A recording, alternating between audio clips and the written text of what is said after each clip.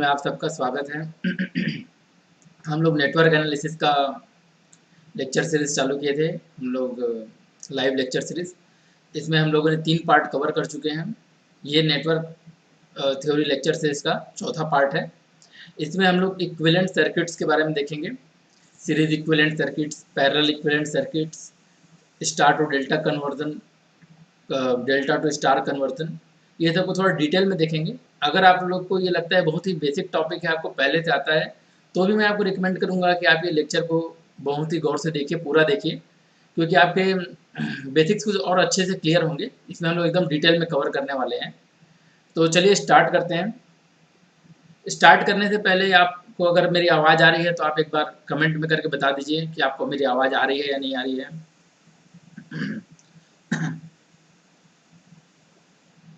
एक बार आप कमेंट करके बता दीजिए कि आपको मेरी आवाज़ आ रही है या नहीं आ रही है।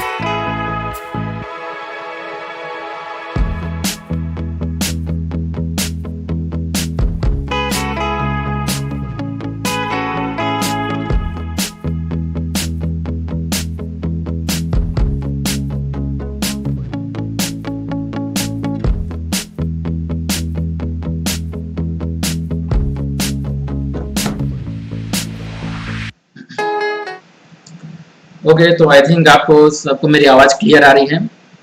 तो चलिए स्टार्ट करते हैं हम लोग सीरीज इक्विवेलेंट सर्किट्स के साथ। तो सीरीज इक्विवेलेंट सर्किट में हम किसी नेटवर्क को सीरीज में कब कहते हैं, देखिए, अगर मैं दो एलिमेंट्स बनाऊं, अगर ये पॉइंट ए है, ठीक है, यहाँ पे अगर मैं दो इम्पीडेंस बनाऊं Z1 और Z2,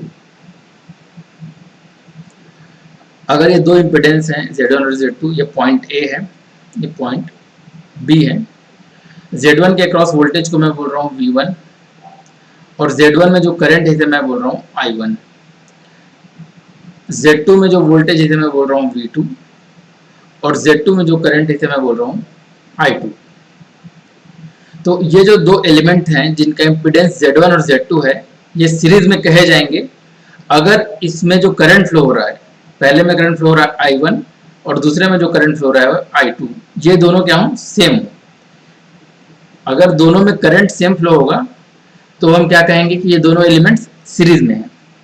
इसका वोल्टेज सेम नहीं होगा, V1 will not be equal to V2, voltage same नहीं होगा, करंट बट दोनों में सेम फ्लो होगा। यहाँ से जो करंट फ्लो हो रहा है वही करंट सेम यहाँ देखिए यहाँ जा रहा है I2, तो I1 is equal to I2। तो जब भी दो इम्पीडेंसेस सीरीज में कनेक्टेड होते हैं तो उनका जो इक्विवेलेंट होता है Z इक्विवेलेंट, इस केस में हम लोग उसको ZAB भी कह सकते हैं, ZAB, ये होगा Z1 प्लस Z2 के बराबर, ठीक है। ये हम लोग किसकी बात कर रहे हैं, इम्पीडेंसेस की। जो इम्पीडेंसेस होते हैं वो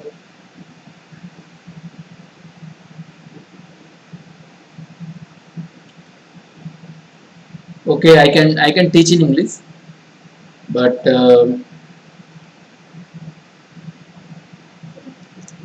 who wants me to teach in English and who wants to me to teach in Hindi?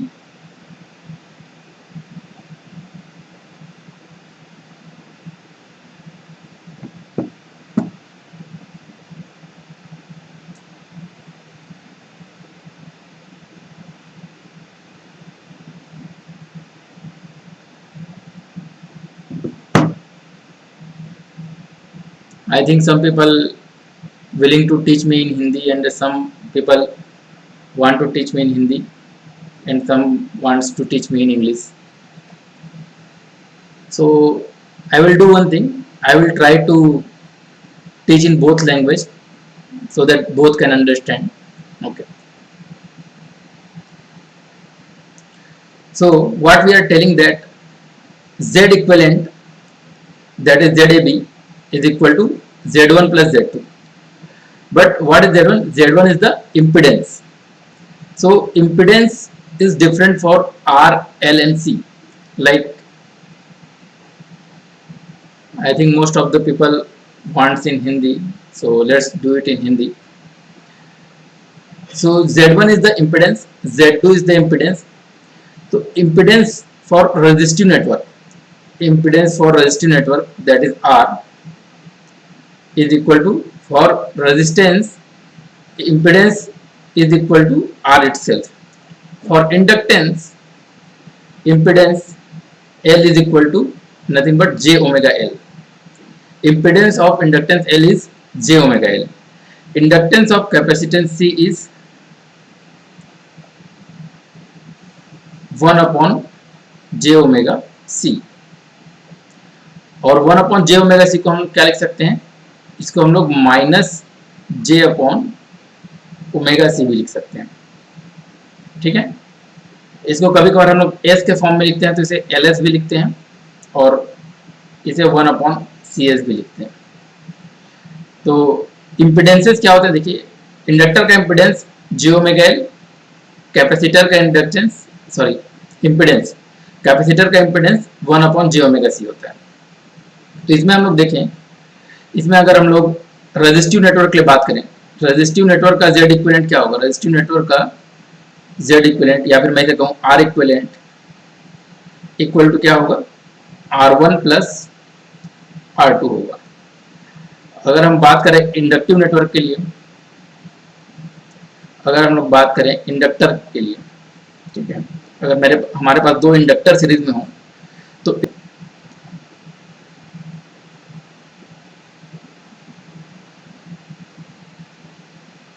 How impedance is J omega L. देखिए J ओमेगा L ये हम लोग लाप्लास ट्रांसफॉर्म में देखते हैं. लाप्लास ट्रांसफॉर्म में क्या होता है, लाप्लास ट्रांसफॉर्म जब आप पढ़ेंगे तो उसमें इंडक्टेंस का लाप्लास ट्रांसफॉर्म हम लोग लिखते हैं LS. ठीक है, where S is the Laplace transform coefficient S. ठीक है, और इस S जो होता है फ्रीक्वेंसी डिपेंडेंट टर्म होता है और वो होता है J ओमेगा. ठीक है, तो इसे हम लोग L के इम्पिडेंस को हम लोग J ओमेगा L लिखते हैं, J ओमेगा L. नेक्स्ट जैसे L मतलब दो अगर इंडक्टर हमारे पास क्या होंगे, अगर सीरीज में कनेक्टेड हैं L1 और L2, तो उनका क्या होगा, impedance, equivalent impedance L1 plus L2 होगा. सिमिलरली अगर हम लोग कैपेसिटर के लिए देखें तो कैपेसिटर के लिए भी क्या होगा, Z इक्विवेलेंट अगर सीरीज में है तो Z equivalent equal to Z1 plus Z2 होगा. C1 लिख लेते हैं और यहाँ पे क्या लिख लेते हैं, 1 अपॉन J ओमेगा C2. ये J ओमेगा कैंसिल, तो क्या आएगा, 1 upon C equivalent is equal to 1 upon C1 plus 1 upon C2. तो सीरीज के केस में अगर हमारे पास दो कैपेसिटर सीरीज में लगे हुए हैं C1 और C2, तो इनका C इक्विवेलेंट क्या होगा, C इक्विवेलेंट इस फार्मूले से आएगा. इससे हम लोग क्या लिख सकते हैं, C1 into C2 sorry C1 plus C2 divide by C1 into C2. तो इसमें हम लोग देखिए, इसमें हम लोग ने क्या देखा कि रेजिस्टर जब दो एलिमेंट सीरीज में कनेक्टेड हो, अगर रेजिस्टर है तो क्या होगा, R1 प्लस R2 होगा. तो जो और R इक्विवेलेंट जो होगा, चूंकि ये दोनों रेजिस्टर का सम है तो it should be always greater than और equal to maximum of R1 और R2. R1 और R2 में जो भी मैक्सिमम होगा R इक्विवेलेंट उससे भी मैक्सिमम होगा. ठीक है, या फिर एट द मोस्ट उसके इक्वल हो सकता है. और L इक्विवेलेंट के केस में भी सेम है, L equivalent is equal to L1 plus L2 है. तो क्या होगा, जो L इक्विवेलेंट की जो वैल्यू होगी that should be greater than और equal to L1 plus maximum of L1 into L2, L1 और L2. L इक्विवेलेंट की जो वैल्यू होगी वो L1 और L2 में जो भी मैक्सिमम होगा उससे भी ज्यादा होगी जब वो सीरीज में कनेक्टेड होगा.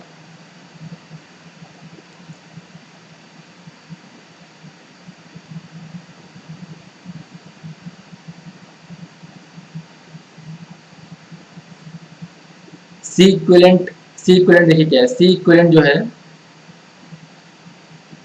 ये क्या है, C1 plus C2 upon C1 C2 है। तो इसको जब आप कैलकुलेट करेंगे तो सी इक्विलेंट की वैल्यू जो आएगी हमेशा क्या होगी, it should be less than और इक्वल टू क्या होगा, लेस देन और equal to minimum of C1 और C2 होगा। मीन्स जब हम दो कैपेसिटर को सीरीज में कनेक्टेड करेंगे, सीरीज में कनेक्टेड करेंगे, तो उसका जो इक्विवेलेंट कैपेसिटेंस होगा वो C1 और C2 दोनों के क्या होगा उससे भी मिनिमम होगा, ठीक है सॉरी उससे भी मिनिमम होगा। अगर C1 हमारा 1 फैरेड है और ये 2 फैरेड है तो जो उसका इक्विवेलेंट आएगा वो 1 फैरेड से भी लेस होगा सीरीज कनेक्शन में। नेक्स्ट अगर हम देखें, अगर पैरेलल इक्विवेलेंट सर्किट देखें तो पैरेलल इक्विवेलेंट सर्किट में क्या होता है, देखिए अगर मैं दो इम्पीडेंसेस ले लूं, यहाँ पर एक इम्पीडेंस बना लूं मैं Z1 और यहाँ पे एक दूसरा इम्पीडेंस बना लूं मैं Z2।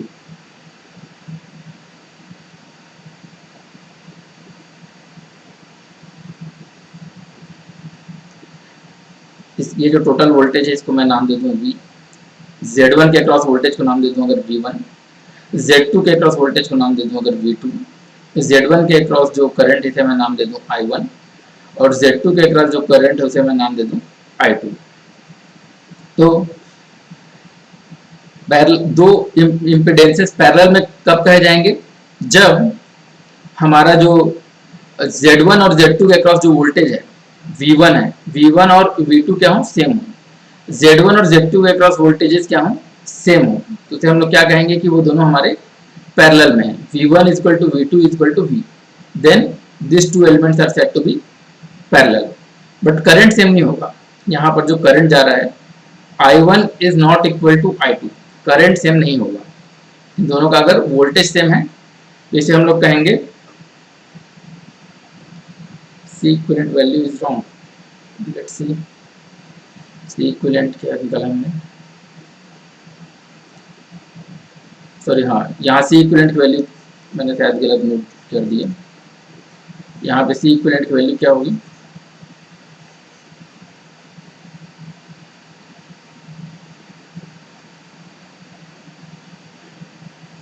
One upon C equivalent equal to क्या है, 1 upon C1 plus 1 upon C2। तो 1 upon C equivalent equal to क्या होगा, C1 plus C2 divide by C1 C2। तो C equivalent इक्वल टू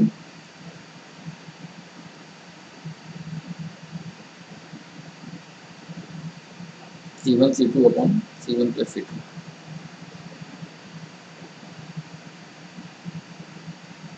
ठीक है, मैंने इसे थोड़ा उल्टा लिख दिया था, C1 plus I think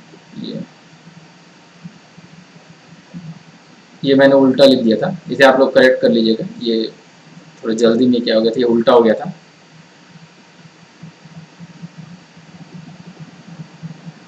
C equivalent equal to क्या होगा, C1 C2 into C1 C2 upon C1 plus C2, ये होगा।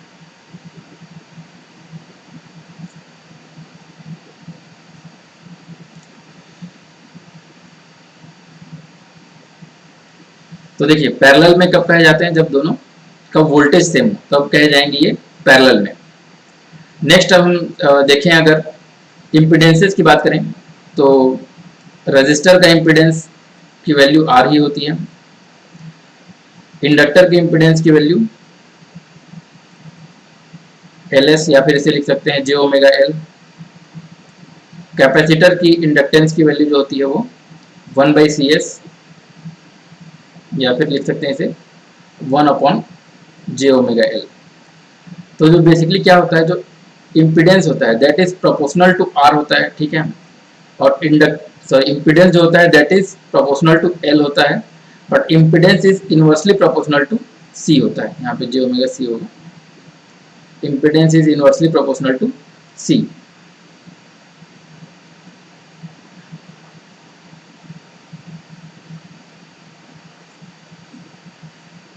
तो इस केस में अगर हम देखें पैरेलल के केस में तो हमारा जो z इक्विवेलेंट होता है 1/z equivalent is equal to क्या होता है 1/z1 प्लस 1/z2 ये होता है। ठीक है, z इक्विवेलेंट इक्वल टू क्या होता है 1/z1 प्लस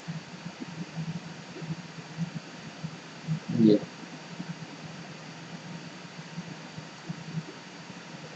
तो अगर हम लोग रजिस्टर के केस में बात करें, अगर हमारा रजिस्टिव सर्किट है तो 1/R इक्विवेलेंट इक्वल टू हम लोग लिख सकते हैं 1/R1 प्लस 1/R2। और इस केस में जो R इक्विवेलेंट की वैल्यू होगी, R इक्विवेलेंट की जो वैल्यू होगी वो हमेशा क्या होगी लेस देन और equal to minimum of R1 और R2। R1 और R2 में से जो मिनिमम होगा उससे भी लेस होगी R इक्विवेलेंट की वैल्यू। अगर हम लोग L इक्विवेलेंट की बात करें तो यहाँ पे लिख सकते हैं 1/j omega L equivalent is equal to 1/j omega L1 plus 1/j omega L2। जिसे हम लोग लिख सकते हैं 1/L equivalent is equal to 1/L1 plus 1/L2। और L इक्विवेलेंट की जो वैल्यू होगी that should be less than और equal to minimum of L1 और L2। अगर हम लोग कैपेसिटर की बात करें तो 1/1/j omega C equivalent is equal to 1/1/j omega C1 plus 1/1/j omega C2। तो ये हमें मिलेगा C equivalent is equal to C1 plus C2। तो इन कैपेसिटर के केस में क्या होगा, कैपेसिटर के केस में अगर वो पैरेलल में कनेक्टेड हैं तो उनका जो इक्विवेलेंट होगा that should be greater than और equal to maximum of C1 और C2 होगा। ठीक है, तो ये हमारा सीरीज और पैरेलल कनेक्शन के बारे में हो गया। इसमें थोड़ा ध्यान रखने वाली बात बस ये है कि अगर हमारे दो नेटवर्क ये जो हमने बनाया है इसमें तो आपको सिंपली ये दिख जा रहा है कि ये पैरेलल में है और इससे पहले वाले में ये सीरीज में है। ठीक है, आपको सिंपली दिख जा रहा है, बट हमें ध्यान क्या रखना है, अगर दो एलिमेंट्स में करंट सेम फ्लो हो रहा है तब वो सीरीज में होंगे। जब कॉम्प्लेक्स सर्किट आएगा तो हमें सीरीज और पैरेलल कॉम्बिनेशन देखने में थोड़ा प्रॉब्लम होता है। तो हमें कंसेप्ट क्या याद रखना है, अगर दोनों में सेम करंट फ्लो हो रहा है तो हम उसे सीरीज में मानेंगे। जब अगर दोनों में वोल्टेज सेम है तो उसमें हम क्या मानेंगे, वो उसको पैरेलल में मानेंगे। तो दो एलिमेंट्स क्या होते हैं, सीरीज में होते हैं या तो पैरेलल में होते हैं या फिर ना ही सीरीज में होते हैं ना ही पैरेलल में होते हैं। जनरली हम लोग कभी कभार ये सोच लेते हैं कि एलिमेंट्स अगर सीरीज में नहीं है तो वो पैरेलल में है या फिर पैरेलल में नहीं है तो वो सीरीज में है, बट ऐसा जरूरी नहीं है कि एलिमेंट सीरीज में हो या पैरेलल में हो। सीरीज में हो सकते हैं, पैरेलल में हो सकते हैं या फिर नाइदर सीरीज नॉर पैरेलल भी हो सकते हैं। ठीक है, तो नेक्स्ट हम देखते हैं, जैसे हमने क्या देखा, सीरीज में देखा करंट सेम, पैरेलल में देखा वोल्टेज सेम। तो ऐसा भी हो सकता है कि कोई एलिमेंट्स ऐसे कनेक्टेड हो जिसमें ना ही करंट सेम हो और ना ही वोल्टेज सेम हो, तो वैसे एलिमेंट्स क्या होंगे, नाइदर सीरीज नॉर पैरेलल। अब हम लोग देखते हैं star to delta connection. Star to delta connection को T टू पाई कनेक्शन भी बोलते हैं। देखिए स्टार नेटवर्क कैसा होता है, स्टार नेटवर्क हमारा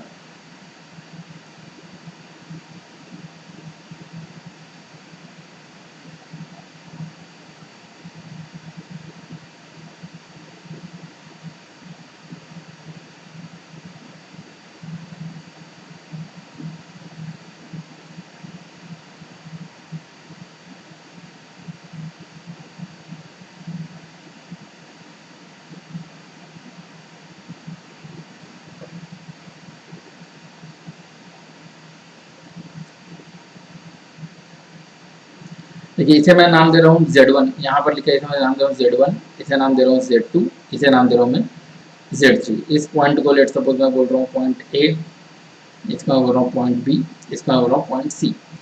तो ये देखिए एक स्टार की तरह तो पूरा नहीं दिख रहा, बट ये ऐसा ट्राइंगल ऐसा दिख रहा है। तो इस तरीके के नेटवर्क को हम लोग कहते हैं स्टार नेटवर्क। और देखिए ये जो दो लेग्स हैं, ये दो लेग्स अगर मैं ऐसा बना दूँ, ऐसा दो लेग्स को अगर जो ऐसे ऐसे हैं, इसे मैं अगर ऐसा बना दूं तो ये टी की तरह दिख रहा है, अपोजिट टी की तरह, तो इसे टी नेटवर्क भी कहते हैं, टी नेटवर्क या फिर स्टार नेटवर्क। तो इसे हमें कन्वर्ट करना है एक डेल्टा नेटवर्क में। डेल्टा नेटवर्क हमें एक ऐसा ट्राइंगल की तरह दिखेगा, ट्राइंगल की तरह। तो क्या करेंगे, मैं इसको कन्वर्ट करने के लिए मान लीजिए ए और बी को ऐसा अगर मैं कन्वर्ट ऐसा क्या करूं, कनेक्टेड कर दूं, बी और सी को ऐसा कनेक्टेड कर दूं और ए और सी को ऐसा कनेक्टेड कर दूं। तो यहाँ पर जो इम्पिडेंस होगा इसे हमें कैलकुलेट करना है, यहाँ पर जो इम्पिडेंस होगा इसे कैलकुलेट करना है, और यहाँ पर जो इम्पिडेंस होगा इसे कैलकुलेट करना है। तो इसे मैं एक बार ऐसा ड्रॉ कर लेता हूँ यहाँ पे।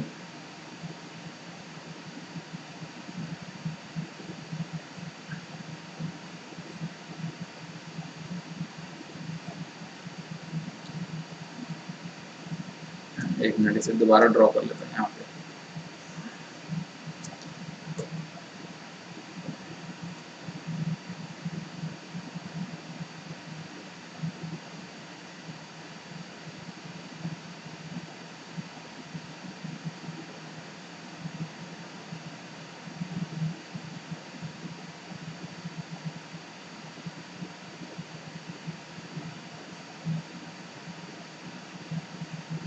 ठीक है, ये पॉइंट ए है, ये पॉइंट बी है और ये पॉइंट सी है। तो देखिए यहाँ पर जो है ये वाला जो इम्पिडेंस है, ये देखिए Z1 और Z2 दोनों से कनेक्टेड है, तो मैं इसे नाम दे रहा हूँ Z12, इसे नाम मैं दे रहा हूँ Z12। ये वाला जो इम्पिडेंस है ये Z1 और Z3 से कनेक्टेड है, तो इसे मैं नाम दे रहा हूँ Z13। ये वाला जो इम्पिडेंस है ये Z2 और Z3 से कनेक्टेड है, तो इसे मैं नाम दे रहा हूँ Z23। ठीक है, नेक्स्ट अगर हम लोग इसमें देखें तो देखिए जो इम्पिडेंस हमारा Z1 और Z2 से कनेक्टेड था, Z12 वाला, इसकी वैल्यू क्या होगी देखिए Z12। ठीक है, ये इसकी वैल्यू हमें निकालनी है। तो Z12 यहाँ पे 1, 2 और 3 तीन एलिमेंट्स हैं, तो इसमें मिसिंग क्या है, 3 मिसिंग है। तो जो मिसिंग है उसको हम लोग ऐसा डिनोमिनेटर में लिख लेंगे। जो मिसिंग क्या है, मिसिंग 3 है, तो इसे मैं लिख ले रहा हूँ Z3 को मैं नीचे लिख ले रहा हूँ, और नीचे में 1 एलिमेंट है, 3 मिसिंग है, तो ऊपर में हम लोग जो दो एलिमेंट्स के सम के फॉर्म में लिख लेंगे। Means Z1 into Z2 plus Z2 into Z3 plus Z3 into Z1। ठीक है, तो ये हमारा Z12 की वैल्यू मिल गई। सिमिलरली अगर हम लोग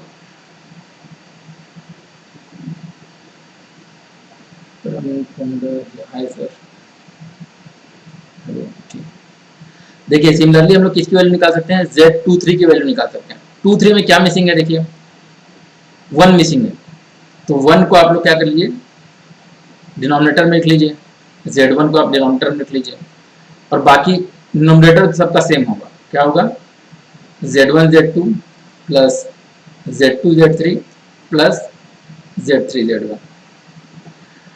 नेक्स्ट Z31 में क्या मिसिंग है, देखिए Z31 में मिसिंग है 2, तो 2 को हमने नीचे लिख लिया और न्यूमरेटर सबका सेम होगा, Z1 Z2 plus Z2 Z3 plus Z3 Z1।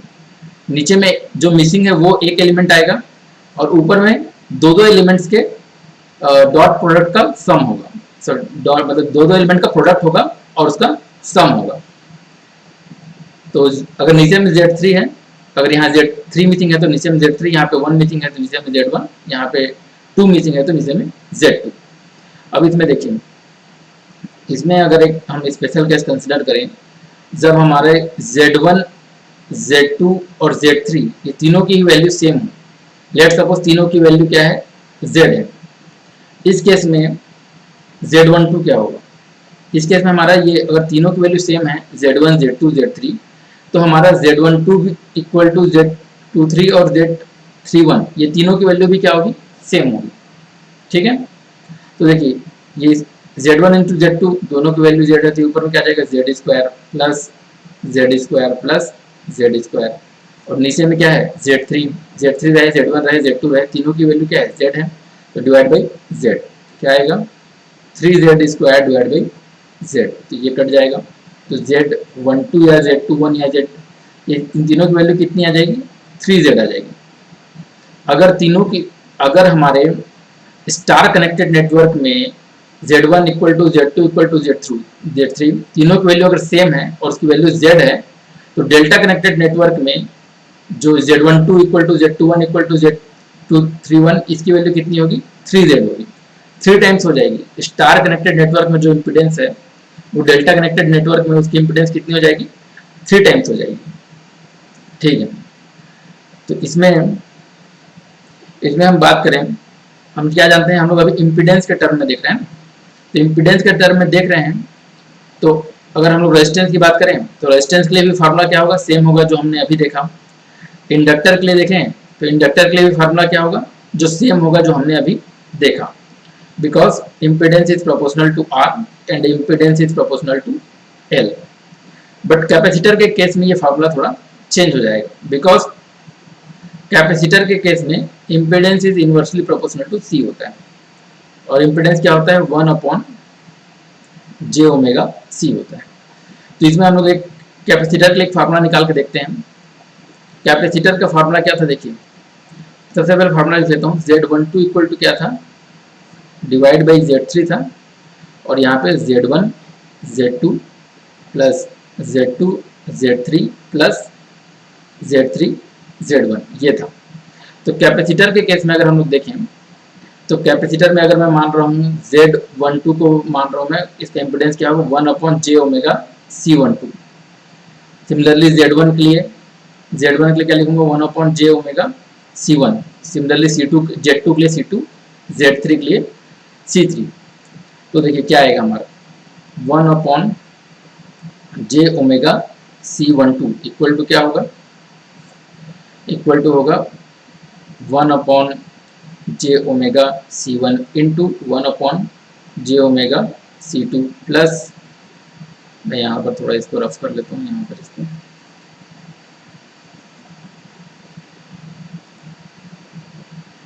Plus क्या होगा, 1/j omega C2 into 1/j omega C3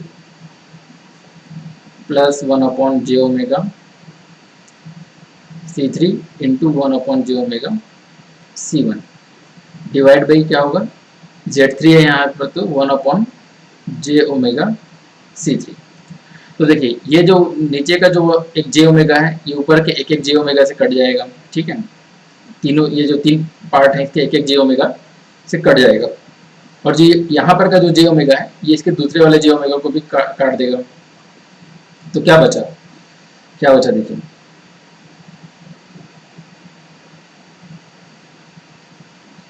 one upon C12 equal to क्या बचा, 1 divide by C1 C2 plus 1 divide by C2 C3 plus 1 divide by C3 C1 और divide by 1 by C3। तो अगर C3 क्या होगा, ये जो 1 by C3 है, C3 अगर ऊपर जाएगा तो क्या बनेगा, देखिए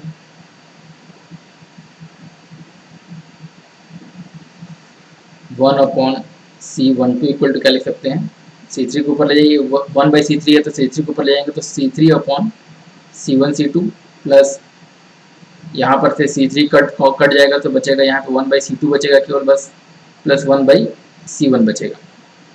तो इसको आप जब सिंप्लीफाई करेंगे तो 1 बाई C12 इक्वल टू क्या आएगा, नीचे में तो बस C1 C2 है, नीचों में क्या है, C1 C2 है, ऊपर में क्या है, यहाँ पे C3 प्लस C1, सॉरी यहाँ पे C2 है तो यहाँ पे क्या बचेगा, C1 आएगा, यहाँ पे C1 है तो यहाँ क्या आएगा, C2 आएगा। तो हमारा क्या आ गया, देखिए हमारा C12 इक्वल टू क्या आएगा, C12 equal to C1 into C2 divide by C1 plus C2 plus C3, ये आ जाएगा। ऐसे ही हम लोग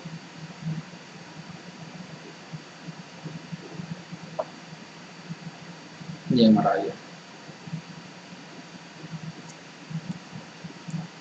तो देखिए इसमें क्या हुआ, C12 निकालना था हमें, C12 तो इसमें 1 भी आ रहा है 2 भी आ रहा है, तो जो दोनों चीजें आ रही हैं वो चीजें ऊपर में आ जाएंगी, C1 और C2। जो इसमें 2 चीजें आ रही हैं वो चीजें इसमें ऊपर में आ जाएंगी, C1 और C2, और बाकी नीचे में C1 plus C2 plus C3। तो इसी तरह से हम लोग अगर कैलकुलेशन ना करें, डायरेक्टली अगर लिख दें C23 क्या होगा, C23 क्या होगा, C2 into C3 divide by C1 plus C2 plus C3, और C31 क्या होगा, C3 इंटू C1 डिवाइड by C1 plus C2 plus C3। ठीक है,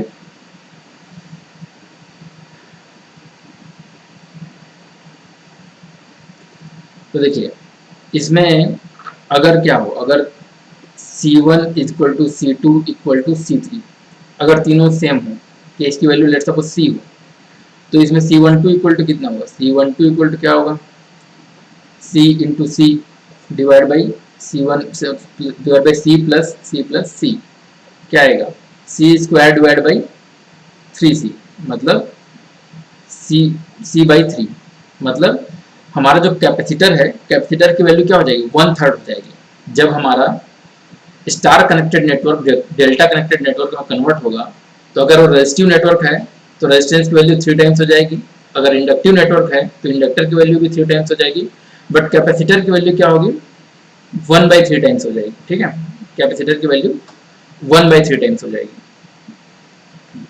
ठीक है, तो इसके एग्जाम्पल देख लेते हैं एक आध। एग्जाम्पल की मैं बात करूं, अगर मैं ऐसे करूं,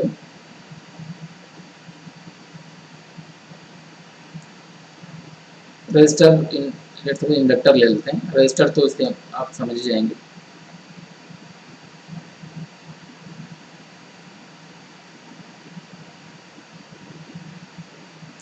ठीक है, अगर ये रजिस्टर की वैल्यू क्या है, 2 हेनरी है, इसकी वैल्यू 2 हेनरी है, इसकी वैल्यू 2 हेनरी है, तो अगर इसकी वैल्यू है लेट सपोज 3 फैरेड, 3 फैरेड और 3 फैरेड, तो इसका जो इक्विवेलेंट में इसकी वैल्यू कितनी होगी, जिसका डेल्टा इक्विवेलेंट आएगा, इसकी वैल्यू कितनी होगी, 1 फैरेड, 1 फैरेड और 1 फैरेड, बिकॉज कैपेसिटर के केस में क्या होगा, कैपेसिटर की जो वैल्यू है वो डिवाइड बाई 3 हो जाएगी। यहाँ तक समझ में आया आप लोग को? अगर यहाँ तक समझ में आया तो आप लोग के लिए एक क्वेश्चन है, मैं आपको जस्ट एक बना के आप क्वेश्चन देता हूँ मैं आपको। 3 कैपेसिटर हैं, अगर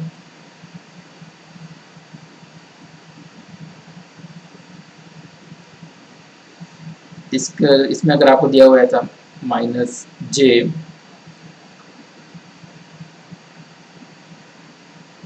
6 ओम, यहाँ पे दिया है -j 6 ओम, यहाँ पे दिया है। Is anybody online? आप लोग लाइव स्ट्रीम देख पा रहे हैं? अगर कुछ प्रॉब्लम आ गया बताइए आप मुझे। Hello hello, I think live stream रुक चुका है, पर इसे कंप्लीट कर देते हैं। अब नेक्स्ट देखते हैं delta to star conversion. Delta to star conversion को हम लोग पाई टू टी कन्वर्जन भी बोलते हैं। तो पाई टू टी कन्वर्जन में क्या होता है देखिए,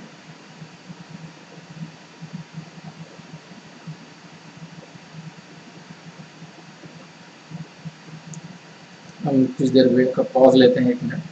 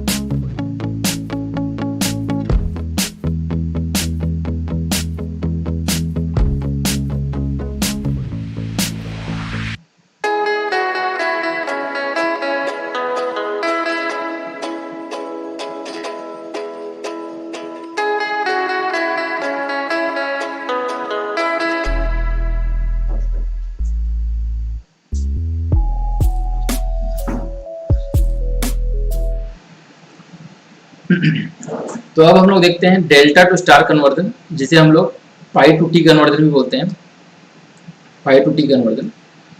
तो पाई नेटवर्क या फिर डेल्टा नेटवर्क किसे कहते हैं, जो इस टाइप का होता है।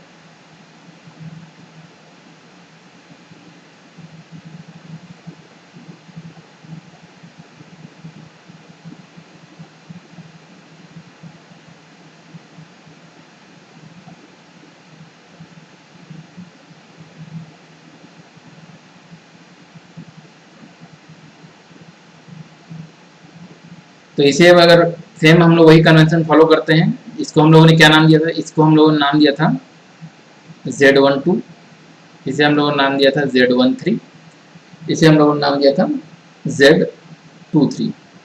ठीक है, तो इसको अगर जैसे इसको मैं नाम दे रहा हूँ पॉइंट ए, पॉइंट बी और पॉइंट सी, इसे अगर हमें कन्वर्ट करना है टी नेटवर्क में या फिर स्टार नेटवर्क में, तो क्या होता है, देखिए यहाँ पर ऐसा हम लोग इसे बना लेंगे, ऐसा यहाँ पर, ठीक है।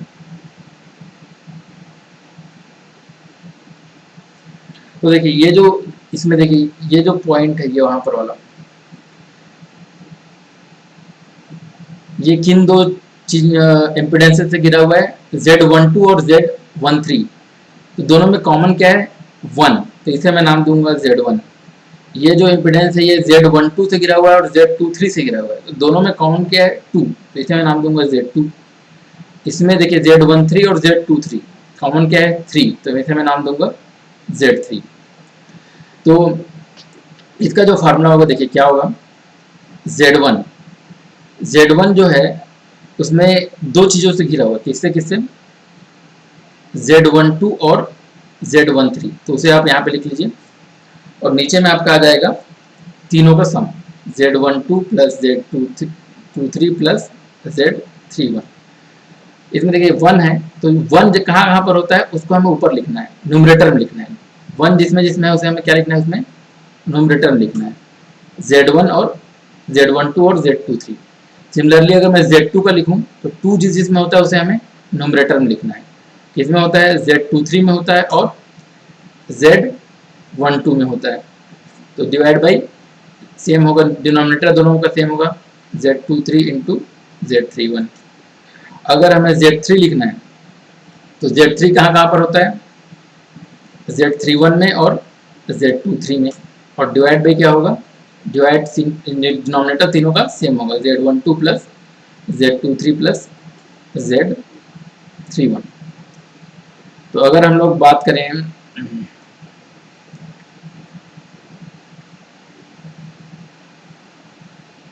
हाँ अगर हम लोग रजिस्टर की बात करें, ठीक है, रजिस्टर, कैपेसिटर और इंडक्टर, ठीक है।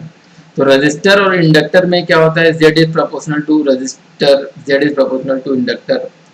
तो इन रजिस्टर और इंडक्टर के केस में हमें यही फार्मूला होगा जो हमने अभी देखा, but impedance is inversely proportional to capacitor, इसलिए कैपेसिटर के केस में ये फार्मूला चेंज हो जाएगा। मतलब इम्पीडेंस रहेगा, इम्पीडेंस तो इम्पीडेंस ही रहेगा, बट कैपेसिटर अगर वैल्यू डायरेक्टली हम कैपेसिटर की कुछ वैल्यू डालेंगे तो इस फार्मूला में कैपेसिटर की वैल्यू नहीं डालेंगे, हम कैपेसिटर का इम्पीडेंस डाल सकते हैं इस फार्मूला में, बट कैपेसिटर का वैल्यू नहीं डालेंगे इस फार्मूला में, ठीक है। तो अगर हम लोग कैपेसिटर के लिए अगर निकालें कैपेसिटर की वैल्यू के लिए, तो पहले एक देख लेते हैं, Z1 को ही देख लेते हैं। Z1 इक्वल टू क्या होता है, Z1 इक्वल टू होता है Z12 into Z31 divide by Z12 plus Z23 plus Z31। तो अगर मैं कैपेसिटर के लिए लिख रहा हूँ तो मैं Z1 को क्या लिख सकता हूँ, 1/j ओमेगा C1 लिख सकता हूँ। Z12 को क्या लिख सकता हूँ, 1/j ओमेगा C12 लिख सकता हूँ।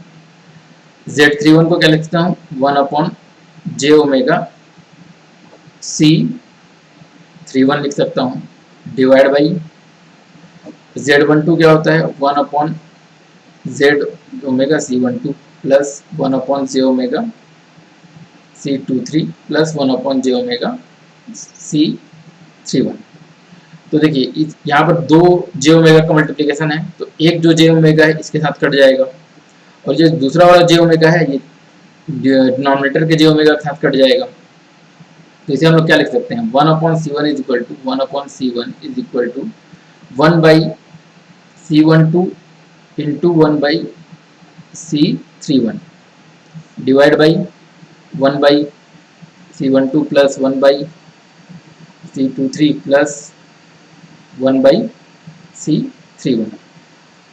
तो इसको देखिए कि तो इसको और थोड़ा सिंप्लीफाई करें तो क्या आएगा,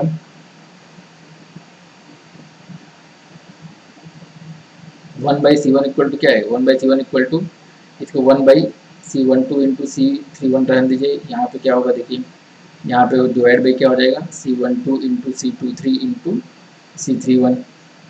और यहाँ पे क्या आएगा, C1 जैसे यहाँ पे C12 है तो यहाँ पे C23 इंटू C31 आएगा, प्लस 23 है यहाँ पे तो क्या आएगा, यहाँ पे C12 इंटू C31।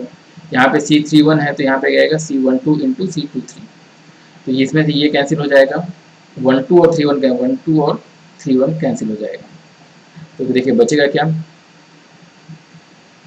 क्या बचेगा यहाँ पे देखिए, 1/C1 इक्वल टू आपका आएगा C23 डिवाइड बाई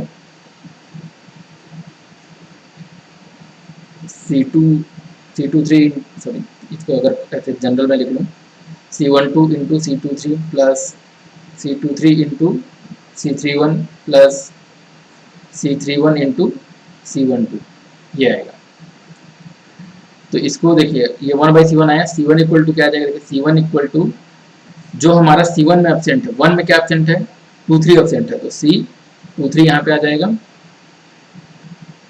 देखिए 1/C1 था तो C1 इक्वल टू जो 1 में एब्सेंट क्या है 23, तो C23 यहाँ पे आ जाएगा, बाकी ऊपर का C12 into C23 plus C23 into C31 plus C31 into C12।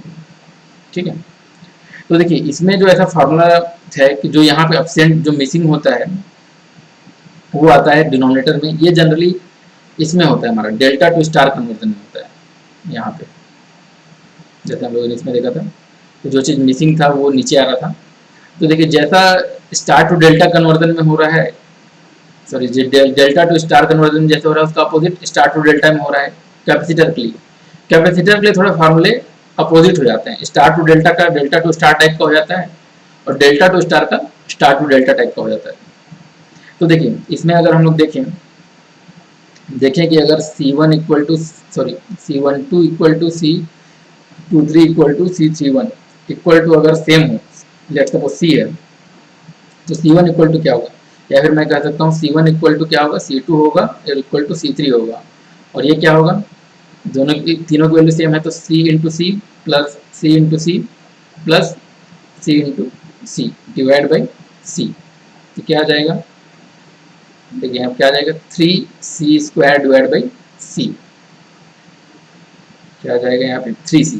मतलब जब हम लोग कन्वर्ट कर रहे हैं डेल्टा को स्टार में, तब कैपेसिटर अगर कैपेसिटिव नेटवर्क है तो C हमारा क्या हो जाएगा, सॉरी जो यहाँ पे अगर C1 C2 C3 अगर मैं लिखूँ तो ये हमारा हो जाएगा C1 equal to C2 equal to C3, ये हमारा हो जाएगा 3C के बराबर।